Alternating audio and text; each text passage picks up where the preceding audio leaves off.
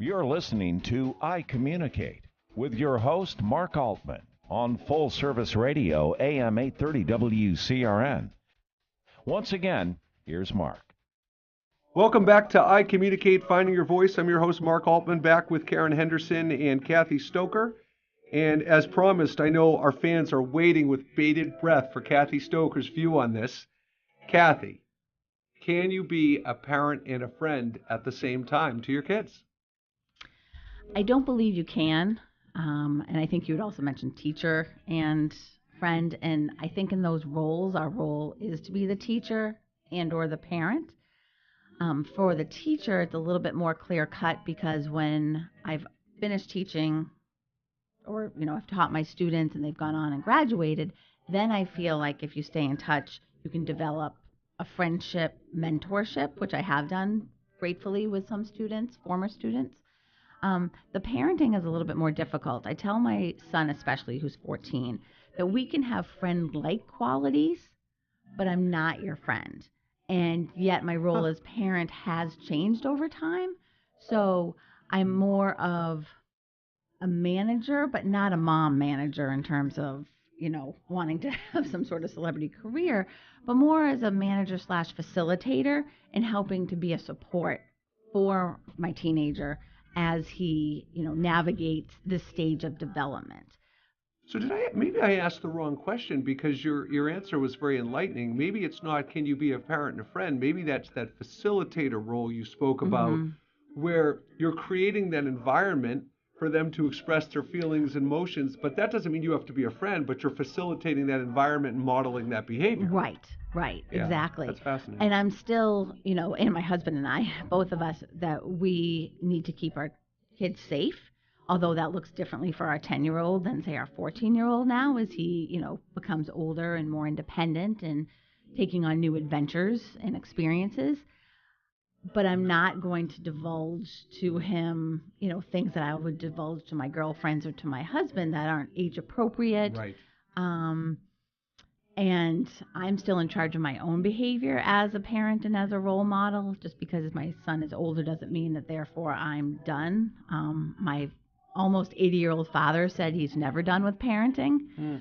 So I really have taken that value on as well, and I know my husband has too. So Karen, that's a perfect segue. So again, quickly giving a sports analogy. When parents project their ideas, their baggage, their values, their life templates on their kids, we certainly see it a lot in sports when parents try to live vicariously through their kids.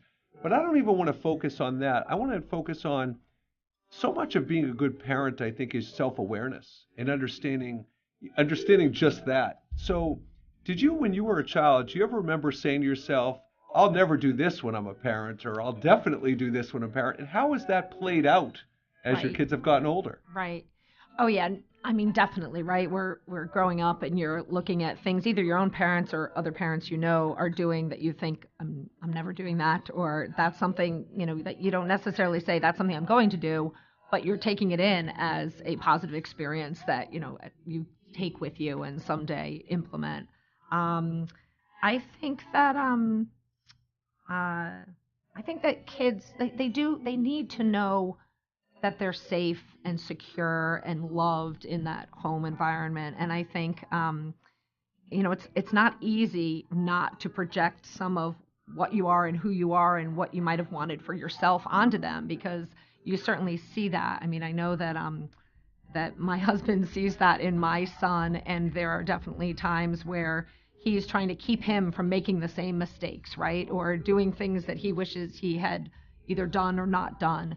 And it's really hard not to do that. So I think you just, and to some degree, you want to try to do some of those things. I mean, if you made mistakes, you're going to do your darndest to hope that you can teach your kids not to make those same mistakes. I don't know what kind of parent you'd be if you're like, go make that mistake. I mean, you're trying to help them in that way, but you do have to be really careful about projecting your own baggage onto them, and it's just hard to do, and trying to check yourself. Karen, that's just it. You just made an interesting point. It got me thinking of my own parenting ability when you said it. Growth mindset. A growth mindset is embracing mistakes, learning from mistakes, and yet as parents, no, we don't want our kids to make the same mistakes.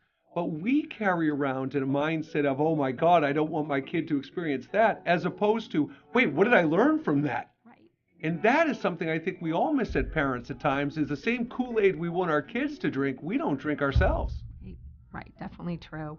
To get back a little bit, you were talking about the, you started out with, what was your question when we came right back from break, talking to Kathy about Parents and friends being. Oh, the parents and friends, yeah, right. Yeah. But I think, and that's another thing, that it's a tough balance, right? Because certainly as they get older, when they're younger, you can parent a lot more. And as they get older, you do start to be on a little more equal footing. Mm-hmm. They have a better ability to communicate with you. But I still think even as they get into these teen years and beyond, they're looking to you for some of those things they don't get from their friends. Some of those they look for those boundaries, and they expect it from you. They know you're going to rein them in a little bit, and I think they need that in order to feel safe and secure. So even though they're pushing back on you, just from a Psych 101 perspective, they really do need you to have some of those rules and expectations and boundaries in place, or I think they start to feel somewhat lost if you're just trying to be their friend and everything's not a big deal. And so I think trying to keep up with those boundaries, even though, your relationship certainly changes as they get older. Kathy, if you had a former student, what would be the best thing a former student could say about you that would warm your heart? And what's the worst possible thing a former student could say that would break your heart? Well, I think it's, if there's fair or unfair for that matter. Right. I've had a couple of students say they've become teachers because of me, Wow. which I think is the ultimate, I agree, wonderful, gracious compliment. The worst thing would be that they didn't feel safe in my classroom when I taught them, because I really do want to create a safe environment for my students. And Karen, for you as a parent, what would be the thing that if you overheard your son or daughter talking about that, what would be the best and worst? Right. Let's see. Well, I guess the best thing is if they all think that they're my favorite, because that's what I tell each of them. That's a great point, though. I tell each of them if they're the one who's with me, that they're my favorite. So they always say, which kid is your favorite? The one that's with me. Which is a line Good answer, Mom. Good answer. I actually learned from Tim Green, who is a sports novelist, right? I don't know if anybody saw him on 60 Minutes recently. That was a heartbreaking story. He's incredible. He is. What an incredible individual. He came and spoke to my son and his book club over at Mill Pond. Wow. Because we had him at Gibbons, and he actually came over and spoke to they had a book club, and they asked him to come over, and he came over. But that was one of the things he talked about, was that each one of his kids thought that they were his favorites. He'd say, whichever kid was with me. But where they feel, that special and that loved. So I thought that was a good line by him, but I've often used it with them. Awesome. Well, I want to thank Karen Henderson, General Manager of Westborough TV.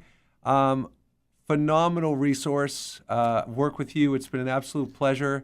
Kathy Stoker, what a great job as a teacher. What a wonderful reputation you have as a teacher. Yeah. And same here. Been wonderful working with you. Yeah. Thank you so much for joining us on the show today. We're going to have you guys back when all the fan mail comes in. This has been Mark Altman with iCommunicate, and we'll see you next week. Thanks, Mark.